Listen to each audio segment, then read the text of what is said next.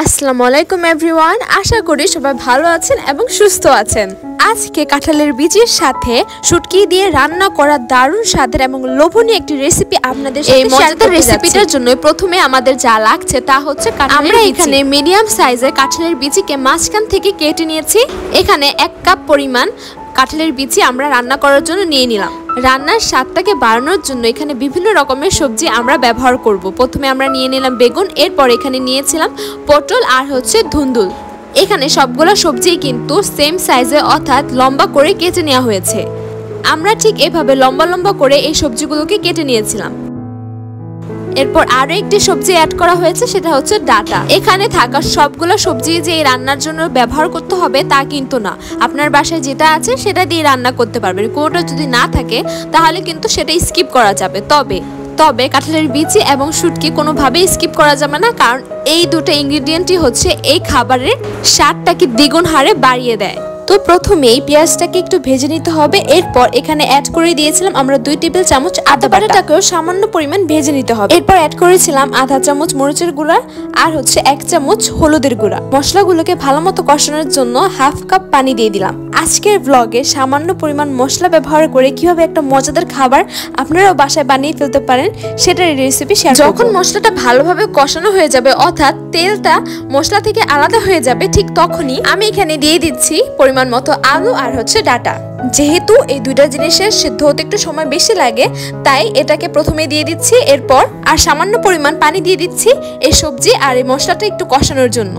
যখন সামান্য পরিমাণ পানি এমন বলক আসা শুরু করবে, ঠিক তখনই দিয়ে দিতে হবে আমাদের মেইন ইনগ্রিডিয়েন্ট অর্থাৎ কাঁঠালের বিচি।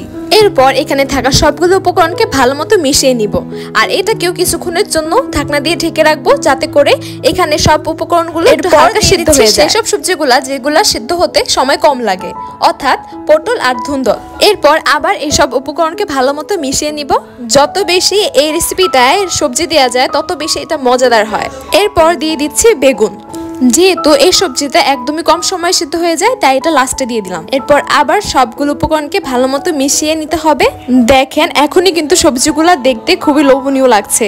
এরপর মিডিয়াম আছে একটা ঢাকনা দিয়ে এই সবজিগুলোকে ঢেকে রাখছি। যখন সবজিগুলা 50% সিদ্ধ হয়ে যাবে, ঠিক তখনই পরিমাণ মতো দিয়ে দিতে হবে শুটকি। আর এই শুটকির মাথাটা আমরা কেটে নিয়েছিলাম, কারণ শুটকির মাথা কেটে এটা যদি সবজিটা দেওয়া হয় তাহলে এটার ফ্লেভারটা আরো বেশি বাড়ে, আমাদের কাছে এরকম মনে হয়। এরপর আবার মিডিয়াম আছে এই সবগুলো উপকরণ অর্থাৎ সবজি থেকে শুরু করে শুটকি এই সবগুলোকে ভালোমতো সিদ্ধ করে নিতে হবে।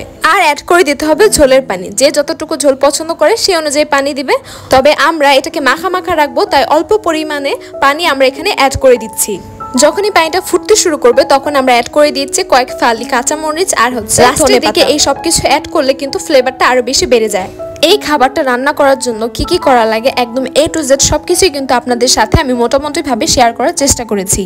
আর আমার এই ভিডিওটি যদি আপনাদের কাছে ভালো লাগে অবশ্যই লাইক সাবস্ক্রাইব করতে। যারা মাংস পছন্দ করে না তাদের জন্য একটা পারফেক্ট খাবার হচ্ছে এই রেসিপিটা। এখানে ভরপুর পরিমাণে সবজি দিয়ে এত মজা করে এটা বানানো হয়েছে। আমার আম্মুর হাতের এই রান্না করা খাবারটা আসলে অনেক মজাদার।